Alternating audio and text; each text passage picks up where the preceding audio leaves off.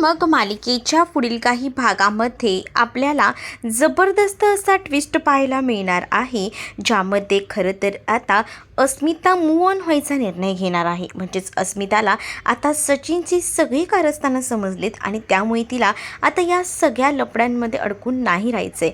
तिला आता स्वतःची सुटका करून घ्यायची आहे आणि यासाठी तिने चैतन्याची मदत घेतलेली. चैतन्याने आता तिला चांगलंच आता बूस्ट केलेलं आहे. चैतन्याने तिला एवढं सगळं सांगितल्यामुळेच आता तिने चैतन्याच्या बोलण्याचा विचार करून सचिनला सोडण्याचा निर्णय तिने घेतलेला आहे. नेमकं कसं काय तेच आपण या भागामध्ये पाहणार आहोत. तर व्हिडिओ शेवटपर्यंत नक्कीच बघा. व्हिडिओला प्रथम पाहताय तर लाईक करायला विसरू नका, चॅनलला सबस्क्राईब करायलाही विसरू नका. चला तर मग भागाला सुरुवात करूया. सगळ्यात आधी आपण पाहतो चैतन्याने सांगितलेलं असतं, त्यामुळे अस्मिताला सगळ्या गोष्टी समजतात की आपण आतापर्यंत आपले आई बाबा अर्जुन सायली सांगत होते त्यावर विश्वास ठेवला नाही, पण आता डायरेक्ट आपण अर्जुन सायलीला सांगायचं नाही किंवा आईबाबांना सुद्धा. आपण आधी स्वतः या सगळ्याची खात्री करून घ्यायची. तिला तर हे माहिती असतं की हा साक्षीच्या मागे अजूनही दिवाना आहे. साक्षीसाठी तो काही करतोय कारण का साक्षी त्याला पैसे देते. म्हणूनच आता ती ठरवते की सचिन जेव्हा घराबाहेर पडेल तेव्हा त्याचा पाठलाग करायचा आणि त्याचा पाठलाग केल्यावरच आपल्याला सगळ्या गोष्टी कळतील हेही तिला आता माहिती होतं. आणि म्हणूनच आता जेव्हा ती त्याचा पाठलाग करते ना, तेव्हा तिला दिसतं की तो एका मुलीला किडनॅप करून ठेवलेला आहे त्याने. कारण जेव्हा सचिनचा ती पाठलाग करते तेव्हा सचिन त्या मुलीकडे गेलेला असतो जी वकिलाची मुलगी असते. त्या वकिलाच्या मुलीलाच किडनॅप करून त्याने ठेवलेलं असतं. का तर त्याने सांगितलेलं असतं की जोपर्यंत तू माझी केस घेत नाही, महिपची सुटका करत नाही, तोपर्यंत तुझी काही सुटका मी करून देणार नाही. आणि म्हणूनच आता तोपर्यंत त्या मुलीला स्वतःकडे डांबून ठेवायचा निर्णय त्याचा असतो. आणि म्हणूनच त्या मुलीला खाऊ पिऊ द्यायचं असतं, पण त्या मुलीला पूर्णपणे बांधलेलं असतं. आणि हे सगळं काही अस्मिता लांबूनच पाहते. अस्मिताला हे सगळं बघून धक्काच बसतो. तिच्या पायाखालची जमीन सरकते. तिला हेच वाटत असतं की आता मुलींना किडनॅप वगैरे करून हा पैसे वगैरे कमवतोय की काय, म्हणूनच त्याच्याकडे इतके पैसे होते आणि त्यामुळेच त्याला बंडलच्या बंडल मिळालेले होते असा काहीचा संशय ना आता तिला येत असतो. म्हणजे हा पैसे मिळवण्यासाठी आता मुलींना किडनॅपसुद्धा करायला लागला आहे. इतका खालच्या पातळीला जाऊन हा कसा विचार करू शकतो असंच अस्मिताला वाटत असतं. अस्मिताने सचिनला बघितलेलं असतं आणि त्यामुळेच ना आता सचिन जो आहे तो मात्र लगेचच तिकडनं जेव्हा निघतो तेव्हा अस्मिता लपून बसते. कारण अस्मिताने हे सगळं दृश्य जवळून पाहिलेलं होतं आणि अस्मिता जेव्हा हे सगळं काही पाहते ना तेव्हा मात्र आता तिला धक्का बसतो आणि ती लगेचच घरी जायला निघते. कारण तिच्याने आता या सगळ्या गोष्टी सहन होत नसतात. कारण तिने खूप मोठा विश्वास हा ठेवला होता आणि त्या विश्वासाचा आता अंत झाला होता. अक्षरशः तिने कधीच विचार केला नव्हता की एवढ्या सगळ्या गोष्टी होतील, पण आज तिला हे सगळं काही तिच्या खुल्या डोळ्यांनी बघावं लागलं होतं. आणि त्यामुळेच आता अस्मिता विचार करते की त्या बिचाऱ्या मुलीची तर तिथून सुटका करायला हवी, पण त्या मुलीला तिथे कशासाठी ठेवलेला आहे, का ठेवलेला आहे याचा शोधही घ्यायला हवा असाच विचार ना आता सुरू असतो. म्हणूनच मग आता ती ह्या सगळ्या गोष्टींबद्दल सायली अर्जुनशी बोलायचं ठरवते. सायली अर्जुनला आता ती प्रत्येक गोष्ट सांगायचं ठरवते. कारण त्यांना माहिती आहे की जे काही झालेलं आहे ते आपल्याला ह्या सगळ्यातून मार्ग जे काही काढून देणार आहेत ते म्हणजे सायली आणि अर्जुन. मग आपण त्यांनाच बोलायला हवं असा विचार करून ना ती आता त्यांच्याशी बोलायचा निर्णय घेते. मग अस्मिता सायलीला म्हणत असते की सायली, मला तुझला एक गोष्ट सांगायची आहे. सायली म्हणते की बोला ना अस्मिता, काय झालं आहे. मग त्यावेळेला अस्मिता म्हणू लागते की खरं तर मी ना सचिनवर विश्वास ठेवून खूप मोठा धोका घेतलेला आहे. मग सायली म्हणते की काय झालं, तुम्हाला काही कळलं आहे का, तुम्ही काही बघितलं आहे का त्यांच्या फोनमध्ये, किंवा तुम्हाला त्यांचं वागणं संशयास्पद वाटतं आहे का.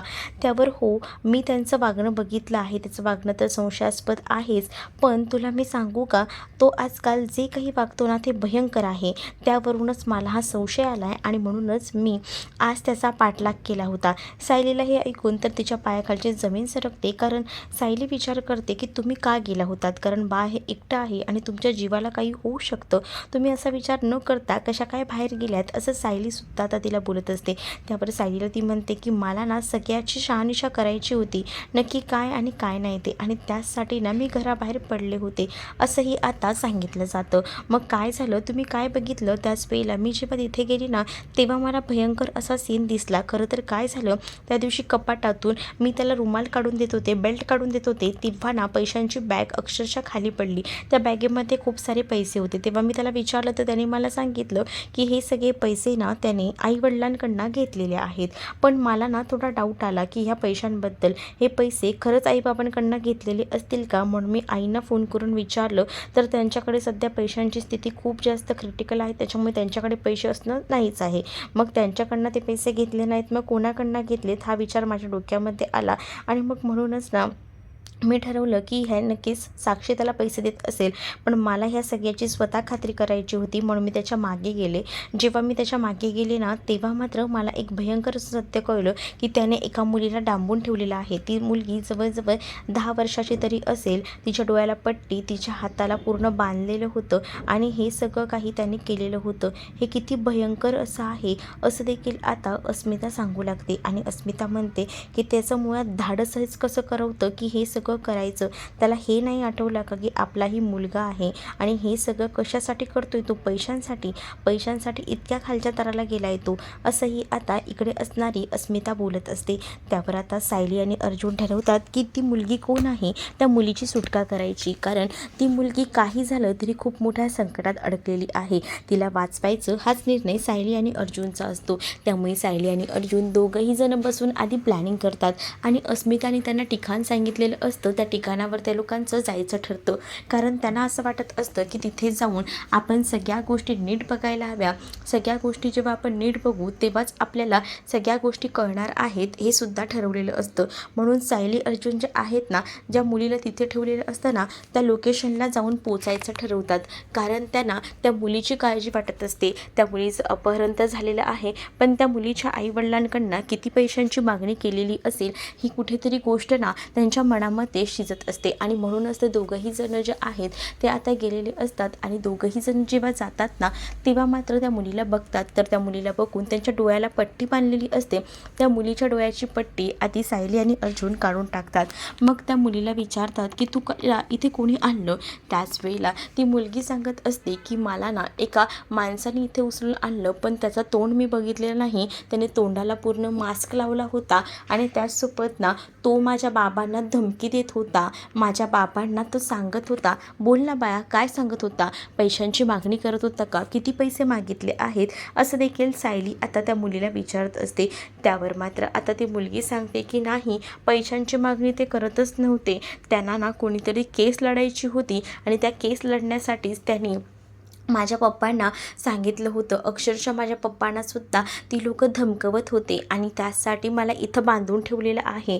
म्हणजे कोणती केस, काय केस, ह्याबद्दल सचिनने काय केलं असेल ह्या गोष्टींना आता सायली अर्जुनला कळत नसतात. पण त्या मुलीने ज्या काही गोष्टी सांगितलेल्या असतात ना, त्यावरून मात्र आता सायली अर्जुनला संशय येतो की नक्कीच काहीतरी मोठं गुपित आहे जे की भयंकर असं आहे.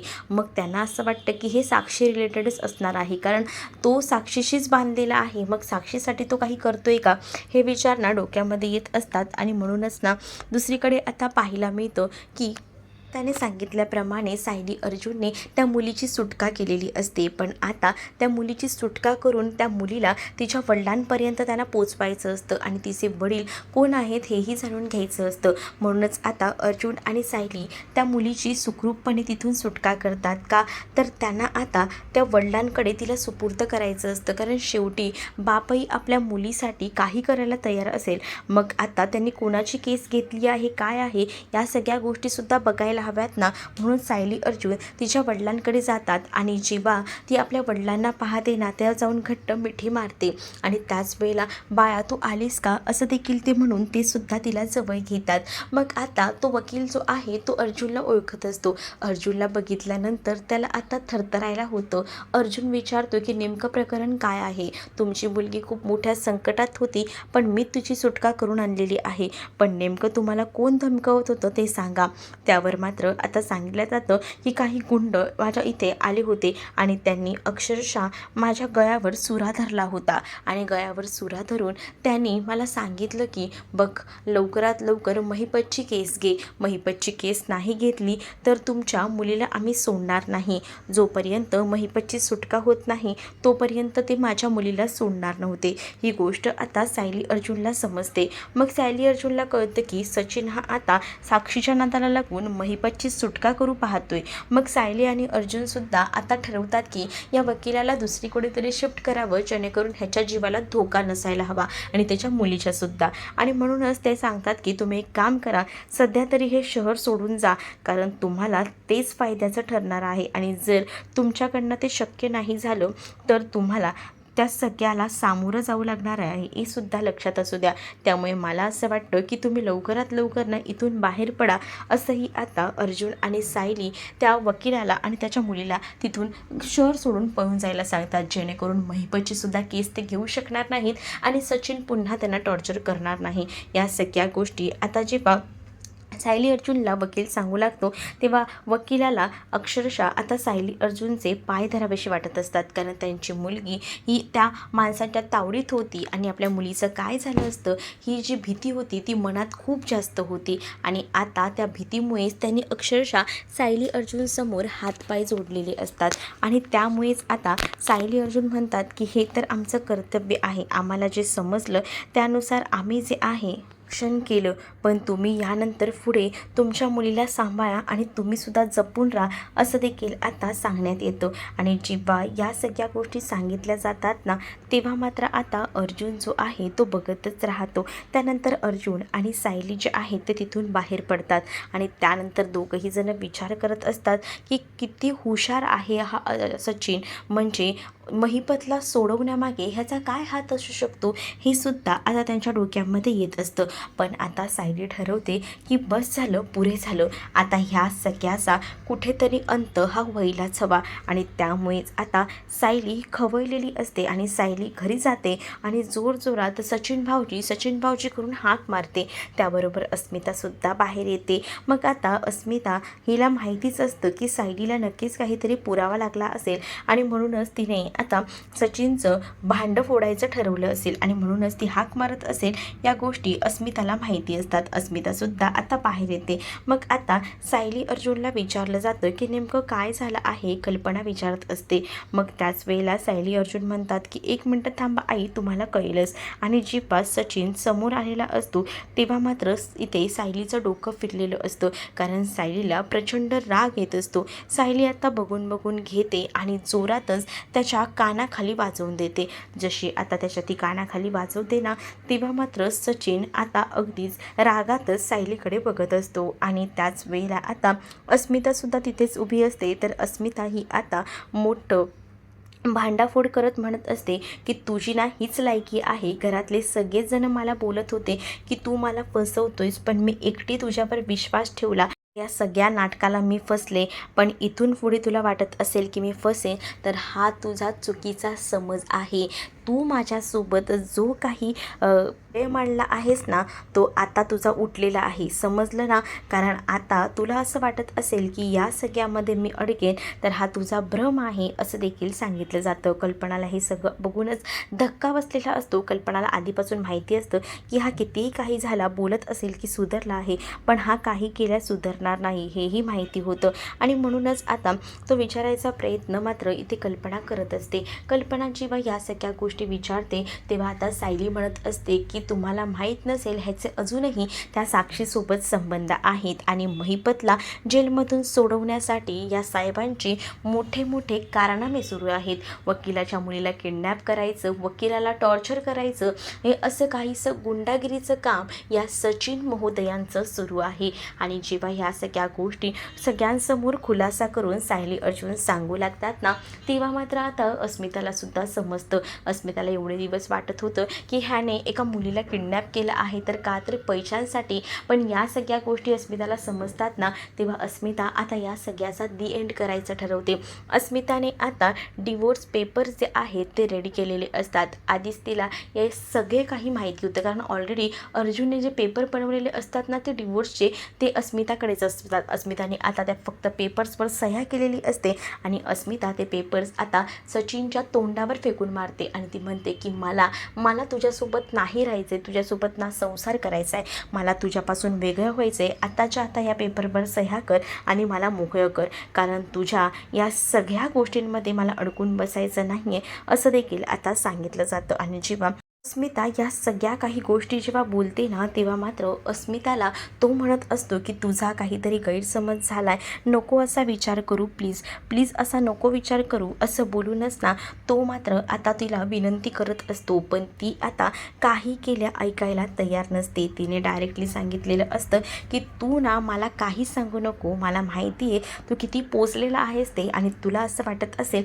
की तुझे हे मगरमच्छ आसू हे माझ्यासमोर तू गाळशील आणि मी तुला आता साथ देईन, तर हा तुझा भ्रम आहे, असं देखील आता अस्मिता म्हणालेली असते. आणि अस्मिता जेव्हा एवढं कठोरपणे बोलते ना, तेव्हा मात्र प्रताप त्यासोबत कल्पनाला सुद्धा बरं वाटतं की निदान या ना त्या कारणावरनं तरी निदान आपल्या अस्मिताला त्याची चूक दिसलेली आहे, हेच आता त्यांच्यासाठी खूप मोठं असतं.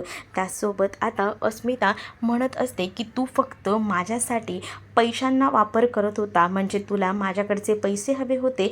जेव्हा तुला माझ्याकडनं पैसे मिळायचे बंद झाले तेव्हा तू पुन्हा त्या साक्षीकडे गेला. फक्त माझ्याकडे सुद्धा काही पैशांसाठीच तू आलेला होतास आणि एवढंच तू नाटक करत होतास हे मला माहिती आहे. आणि मला ना तुझ्यासोबत नाही जगायचं, आणि तुला काय वाटलं की तुला मी त्या बाईसोबत सुखानं जगून देईन, तर हा भ्रम आहे. नाही ना त्या साक्षीला सुद्धा पोलिसांच्या हवाले केलं तर बघ, असं देखील चिडलेली अस्मिता बोलते. दुसरीकडे अर्जुनला आता कळलेलं असतं की जी शांता आहे तिच्या रूमवर अतिक्रमणाची जप्ती आलेली आहे, पण हे सगळं काम जे आहे ते प्रियाने केलेलं होतं. पण अर्जुनही यामध्ये हुशार होता. अर्जुनला जेव्हा कळतं की शांताच्या घरावर जी नोटीस लावली गेलेली आहे आणि त्यामुळेच ना आता तो लगेच शांताच्या घराकडे जातो आणि घराकडे जाऊनच तो आता बघू लागतो की नेमकं काय प्रकरण आहे.